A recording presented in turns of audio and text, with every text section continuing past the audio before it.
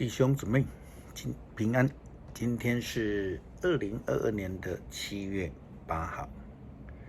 今天的经文是诗篇82篇，阿摩司书第2章第4到第11节，使徒行传第7章第9到16节。今天要跟大家分享的主题是主的道。英文谈到道，大概有几种说法，今天就举几个来论。一个是 the way, road, the direction。在圣经里面，我们也可以说是 the way， 但是更重要的概念其实是 the logos，上帝的话语。上帝的话语与道到底有什么关系？话跟道好像没有什么关系了哈。但是我们从这个约翰福音第14章第6节到第7节，耶稣基督所说的话，圣经说，耶稣基督告诉他们：“我就是道路、真理、生命。若不是借着我，没有人能到父那里去。你们若认识我，也会认识我的父。从今以后，你们认识他，因为你们已经有看见他了。”耶稣基督明白地说到，他就是真理，道路就是生命，这3件事是一起的。因为知道真理，就找到那通往永生生命的道路。我们要问，主的道到底是什么？就是耶稣基督自己本身。耶稣基督本身就是道，因为他已经告诉我们，在降生的时候就是道成肉身，所以主的道就是耶稣基督的话，耶稣基督的教导，就是他自己，就是他带领我们的一个重要的方向，就是那一条通往永生的道路。昨天我们谈到了先知阿摩司书对于6个外邦国家城市的批判，他们再三的行恶犯罪，让上帝震怒。在今天阿摩司书的记载提到了上帝的道路，上帝的法律诫命。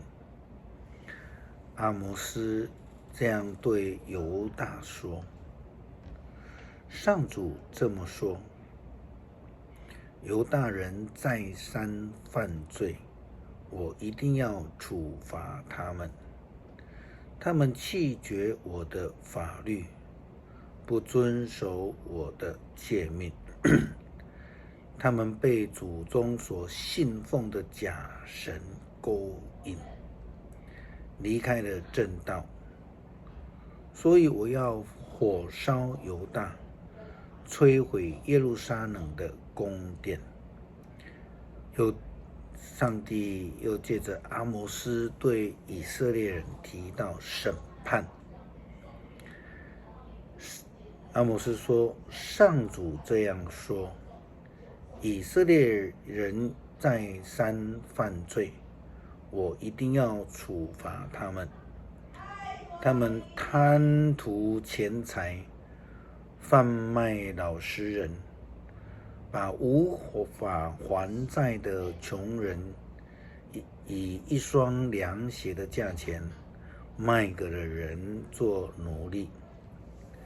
他们践踏平民，推开路上的穷人，父子去跟同一个神庙娼妓睡觉，侮辱了我的圣名。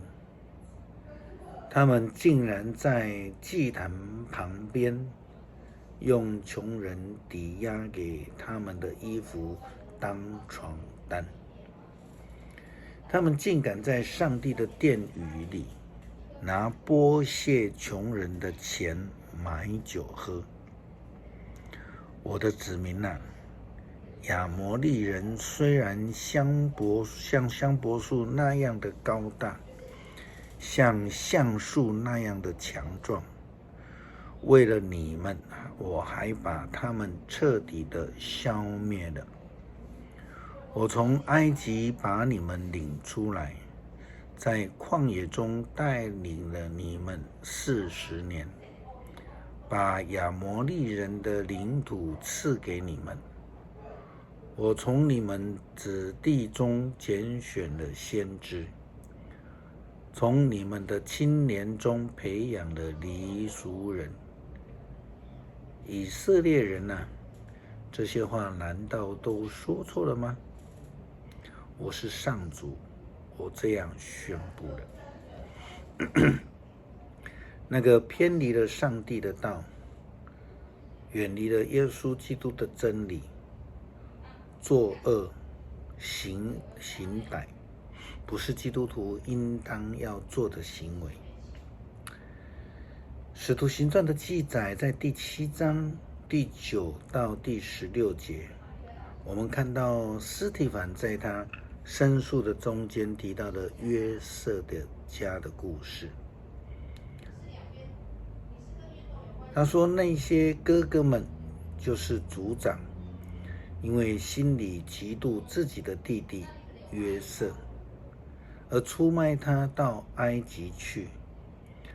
这样偏离上帝的道路之做法是上帝所不容，因此上帝有他的旨意，让被哥哥们出卖的约瑟成了上帝拯救保守以色列的工具。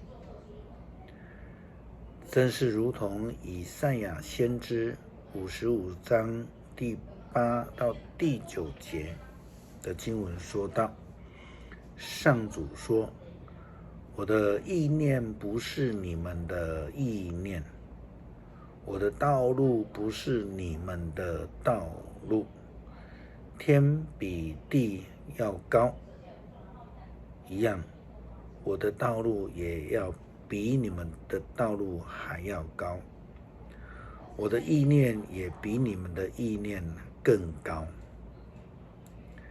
上帝的道路是胜过人的道路，因为如同耶稣基督所说的，若不借着我，没有人能到父那里去。我们应当要好好的跟随主的道路，学习他的真理，听从他的旨意，跟随他的脚踪来行，成为上帝他的工人，以上帝的爱来爱人、助人，这样才能蒙恩得福。诗篇第82篇，上帝主持天庭的聚会，在诸神的会议中审判。他说，你们必须停止不公平的审判，你们不可再偏袒邪恶的人，要维护穷苦人和孤儿的权利，要以公道待贫寒无告的人，